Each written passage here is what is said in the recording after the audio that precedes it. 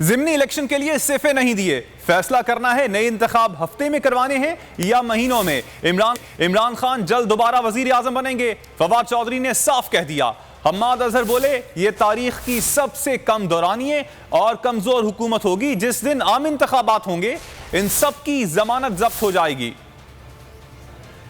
پاکستان کے ہر کونے سے، ہر ضلع سے پاکستان کے لوگ باہر نکلے ہیں۔ وہ عمران خان سے یکجہتی کے لیے، پاکستان سے آزادی سے یکجہتی کے لیے وہ لوگ جو ہیں وہ نکلے ہیں، اور ہم ان کو سلام پیش کرتے ہیں۔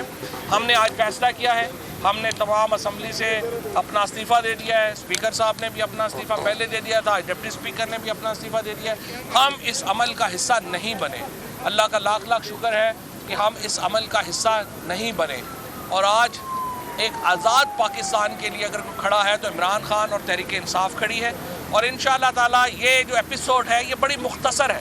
پاکستان کے لوگ اپنی آزادی کے لیے، اپنی خود مختاری کے لیے باہر نکلیں گے، اور انشاءاللہ عمران خان بہت جلد پاکستان کے دوبارہ وزیر اعظم ہوں گے۔ یہ تاریخ کی سب سے کم دورانیے کی حکومت ہوئے گی، چند دنوں کی حکومت ہوئے گی، اور کمزور ترین حکومت ہوئے گی۔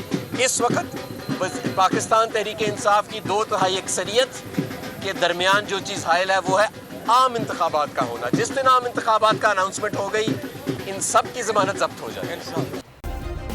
سبسکرائب کریں اور بیل دبائیں تاکہ کوئی خبر رہ نہ جائے۔